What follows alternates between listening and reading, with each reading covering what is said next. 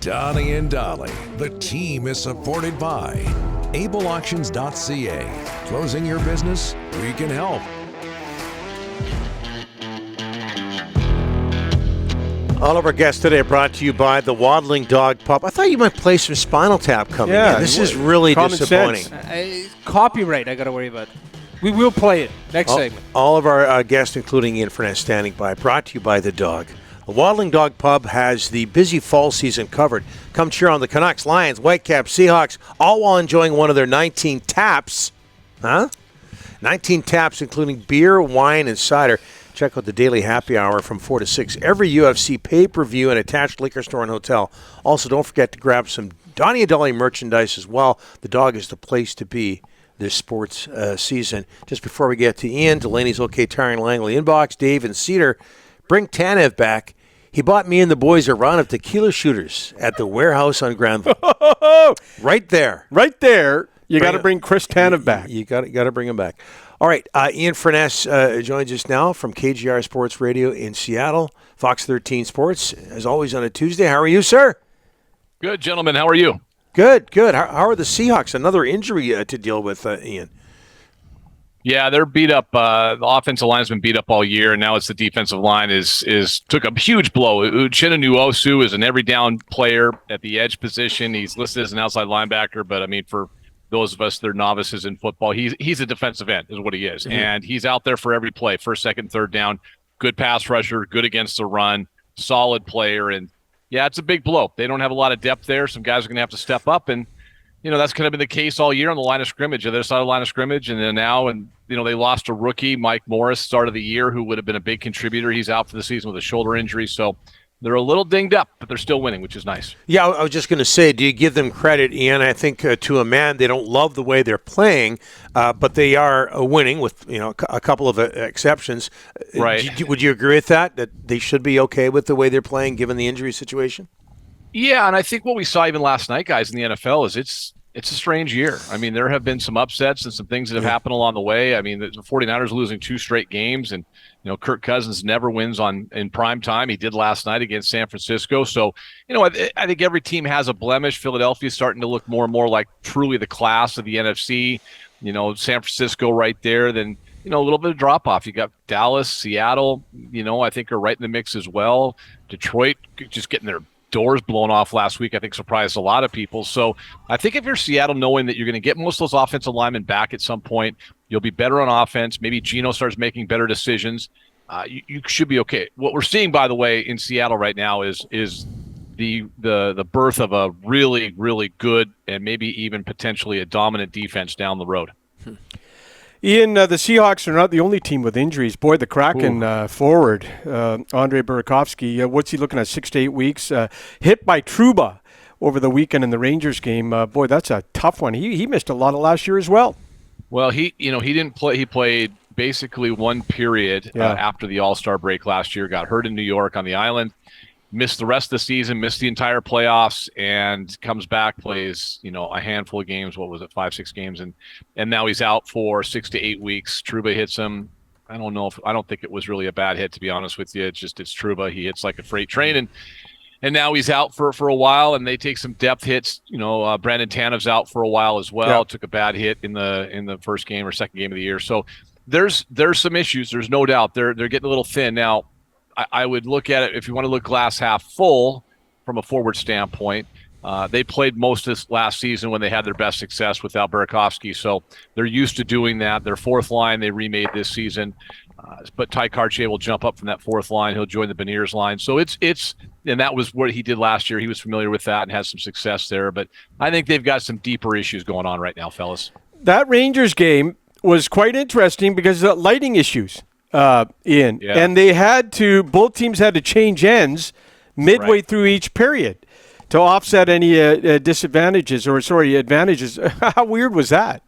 Well, in talking, you know, the guys were saying it wasn't that much of a big deal. It was kind of more, the lighting issues were more in the stands, in the seating area, and a lot of rinks just dim all the lights anyway in the seating areas. So I don't know what the big deal was. I did hear that the NHL was thinking about just postponing the game, but it's the Rangers. I think they come back to California maybe, but, you know, you run into logistics issues.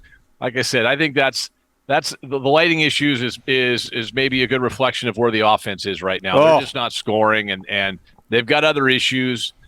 They're just not playing hard, and they're getting, frankly, fellas, they're getting pushed around. Yeah, they're getting bullied. They're absolutely flat out getting bullied right now, and I think the word is out that you can do that to this team. And I had no problem. I think we might have. No, I guess it was the day of the home opener when we last spoke. I can't remember, but anyway, Cale Makar. If Jared McCann goes and fights Cale Makar, fantastic. That's retribution for a hit Makar had on McCann that was a bad hit last year. I don't think anybody would have a problem with that. I don't think you need to see your 40 goal scorer standing up for people on the ice, and that frankly and honestly, that's embarrassing. That's the guy that has to step up, and Ty Karche, a rookie, as well in the game before that. So I just think there are some guys that really need to start looking in the mirror and say, hey, who and what are we? But the other thing is they just don't have any team toughness. They may call up John Hayden now. You guys saw go with Tyler Myers, but it's a problem. I think the word is out. You can kind of push these guys around a little bit. Man, you sound so old school right now. Promoting toughness and fighting. Well, you know what? I know we joke around a lot, fellas, but if we're being serious for a second, like it's still a part of the game. And until they take it out, it's still a part of the game. And players will police themselves. And I guess. Okay, 10 years in the Western Hockey League riding a bus. Yeah, maybe I'm a little jaded, a little old school. I come from a different era. But I know this. I mean, hell, we were in Seattle in 1992, I think it was. They put a bounty on a guy's head, for retribution for something that happened in the playoffs last year. That some sort of Blue Jays jacket and some cash on the table started the game to go after a kid, and I think our guys started 5 defensemen. So it was, and it looked like Calgary, Vancouver from a few years ago, right? I mean, that's still. Listen, you can't go running around and knocking guys around, but that's what's happening. And if you want to look at the other part of it, here's the thing: when they had success last season, what did they do? They forechecked the hell out of the opposition. They'd get it in deep. They'd send 2 guys in there. Their hits were around 35 to 45 a game. They'd be causing turnovers, cycling the puck. They were doing – that's what they did, and that's how they had success. You look at this year, they're getting 15, 18 hits a game. They're not cycling the puck. The one game they did it was Carolina, and they had success. They're not doing that right now. So not even just dropping the mitts. Like dropping the mitts is a whole different world. Although I think let me just say this. If you had Ryan Reeves on your team or some of these other dudes out, like do you think guys would be running your skill players? Probably not, right? Probably not. But that's the other part of it is that, just getting the puck in and banging and taking the body and cycling and just doing what they did last season. They're not doing that right now. I don't know why, but and I'm talking about the 9 forwards that are all back. The defensemen have, I don't know if Jamie Alexiak's even playing on this team right now, number 24. It's like he's hello. Thank goodness they've got Adam Larson because, man, that dude is an absolute horse. He is a stud. But outside of that, it drops off pretty quick. When I called you old school, it wasn't a criticism. It just an observation. No, but I think, listen, you grew up watching games with New West, right? At Queens Park, right? Yeah. It's not that anymore. It's not those guys. It's not LaForge and McLean and them dudes running around, Boris Fistruck and whoever else you got going on. It's not that. But it's still a part of the game. Intimidate, if nothing else. Intimidation and deterrence are still a part of the game. Yep. And this team has neither. Okay, back to football for a bit here. We mentioned the Seahawks. They host Cleveland on Sunday. They're bringing back the 1990s throwback uniforms. Now, that's the first time they've worn them in a game since the 90s, but they have been selling them. Rick and I saw them being sold when we were down at the Seahawks preseason game against the Vikings. How popular are those outfits, Ian? Well, I think bigger issue. You guys came down, didn't say hi, didn't say, hey, let's go have a pint, let's go say hello. What? Well, I think I texted you and you never replied. Yeah, it was a last-minute trip. Last-minute trip. You're busy. Well, we've got a contradiction here between the two hosts.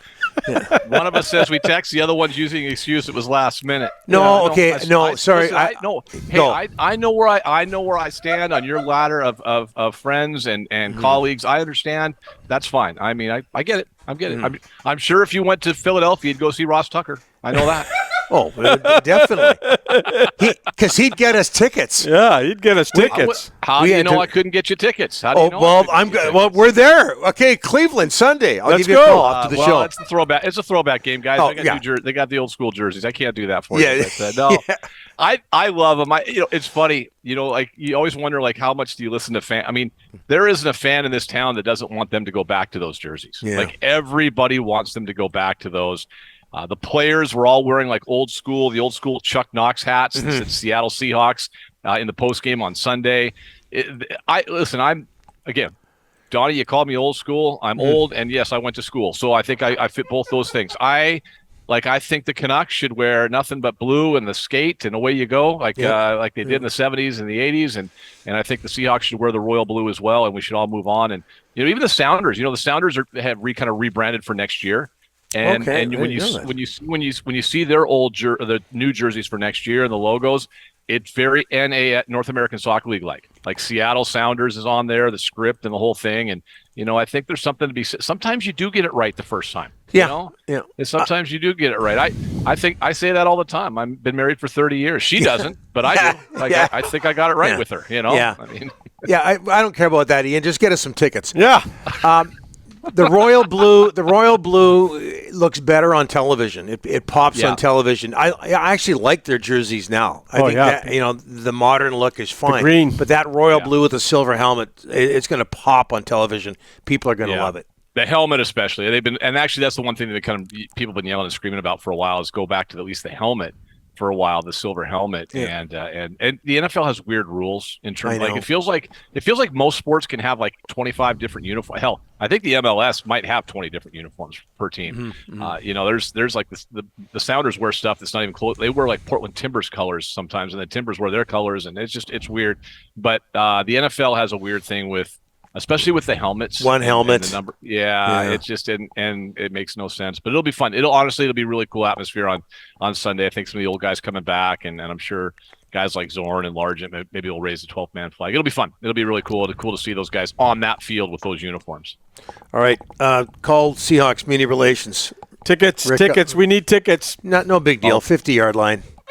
Maybe a suite. If you get us tickets, we'll bring you a case of kokanee. I can buy kokanee here in the QFC. Okay. I can buy that here. All right, but we would do it. You want me to give you my Canadian shopping list? Yeah. Neocitrin. Shreddies. Right?